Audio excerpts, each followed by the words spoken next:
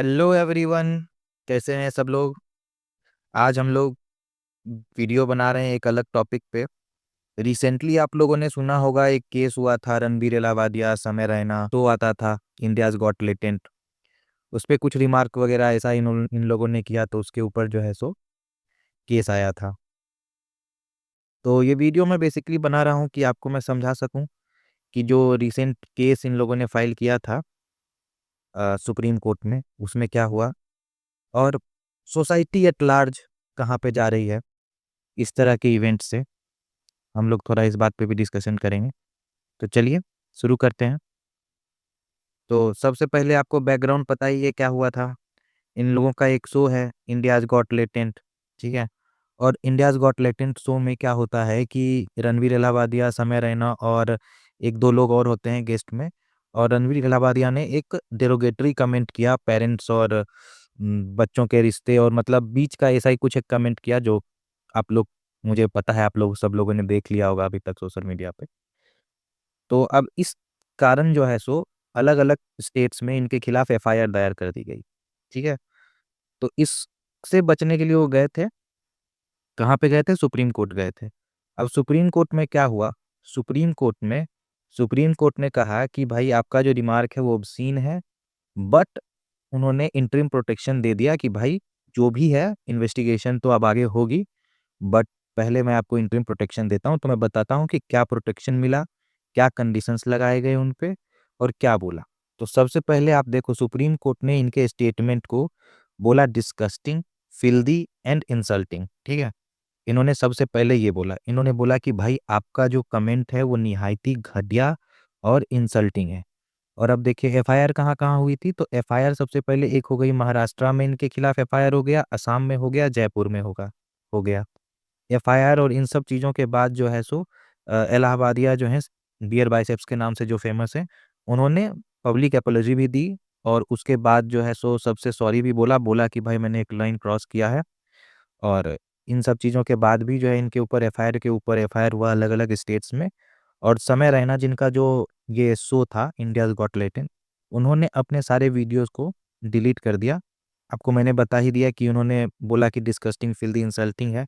और एक और रिमार्क दिया कि there is something very dirty in his mind that has been vomited by the way of this program. कहने का ये मतलब हुआ कि भाई तुम्हारे दिमाग में पहले से ही गंदगी थी, ठीक है?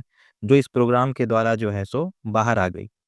तो दिक्कत इस गंदगी से है, ठीक है? इन सब चीज़ों के बाद फिर उन सुप्रीम कोर्ट ने एक फ्री स्पीच के ऊपर जो अपना आर्टिकल 19 हम लोग बोलते हैं फ्री स्पीच का, तो उन्होंने बोला कि free speech does not grant unfettered right to indulge in obscenity. कहने का मतलब है कि फ्री स्पीच का मतलब ये थोड़ी है कि आप कुछ भी बोलोगे।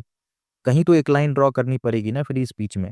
नहीं तो आगे चल के ये होगा कि फ्री स्पीच के नाम पे लोग रोड पे गालियाँ दे रहे हैं, पब्लिक डिसेंसी कोई नहीं है, सिविक सेंस तो पहले से ही इंडियंस में कम है, ऐसा लोग दुनिया में बोल रहे हैं। बट उसके बाद अब लैंग्वेज भी अगर खत्म हो गई तो फिर क्या ही मतलब बच जाता है, ठीक है? तो अब मैं आपको बताता हूँ कि इनको क्या जो है सो कंडीशंस दी गई। तो इनको ये बोला गया कि सबसे पहले आप अभी के बाद जब तक ये इन्वेस्टिगेशन हो रहा है, तब तक आप कोई शो में नहीं जाओगे और कोई शो अपलोड नहीं करोगे अपना, ठीक है? दूसरा कि अब कोई एफआईआर जो है सो लॉन्च नहीं होगा इनके खिलाफ, जो एफआईआर है उसी पे होगा। एफआईआर लॉन्च नहीं होगा, सेम रिमार्क को लेके मतलब सेम फैक्ट के ऊपर कोई एफआईआर नया नहीं आएगा। और दूसरा है कि पुलिस के साथ कोऑपरेट करेंगे और जो है सो पुलिस स्टेशन जब भी बुलाया जाएँगे, लॉयर को लेके नहीं जाएँगे। इनके लॉयर बहुत फेमस लॉयर थे, हमारे जो फॉर्मर सीजीआई हैं, उनके बेटे जो हैं सो इनके लॉयर थे। उन्होंने भी बोला कि मैं पर्सनली जो है सो इस स्टेटमेंट से एग्री नहीं करता हूँ, but statement is not morally correct, but ठीक है, अब काम है तो काम करना पड़ता है। अब आते हैं अपने डिस्कशन के पार्ट पे। तो अब मेरा सवाल ये है ना आप लोगों से कि आप बहुत अभी गुस्से में हैं लोग कि भाई ऐसा कमेंट कर रहे हैं ये या फिर इस तरह की बातें हो रही हैं। लेकिन सोचने वाली बात ये है कि इंडियाज़ गॉट टैलेंट और ऐसे बहुत सारे कॉमेडी शो हैं, जो बहुत दिन से चल रहे हैं। ऐसा नहीं है कि अभी 2 दिन पहले शुरू हुए थे ये सब। और लोग इनको देख रहे हैं, इनके चैनल को सब्सक्राइब कर रहे हैं और इनके मेंबरशिप्स ले रहे हैं और आप दे रहे हो इस तरह के कॉमेडी को परमिशन दे रहे हो, जब आप उनको सब्सक्राइब करते हो, उनको प्रमोट करते हो। तो जब आप ऐसे चीज़ों को प्रमोट करोगे तो at the end of the day ऐसी चीज़ें तो होगी ही।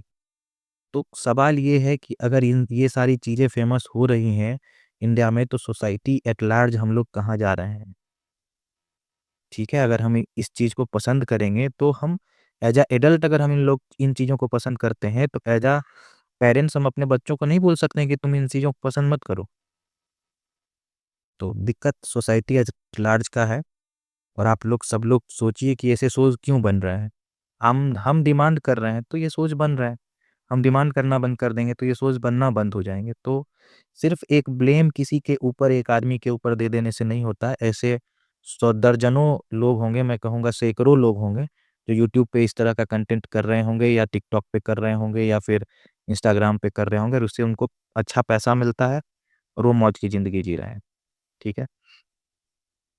चलिए, इसमें इतना ही है। अपने विचारों को आप जो है सो कमेंट में लिखिए। ये पीडीएफ मैं आपको दे दूँगा, और इस साइट का जो है लिंक भी मैं आपको डिस्क्रिप्शन में दे दूँगा। आप लोग देखिए, अपना पढ़िए और अपना कमेंट बताइए, आपका रिव्यू दीजिए कि आपको क्या समझ में आ रहा है इस घटने से। ठीक है?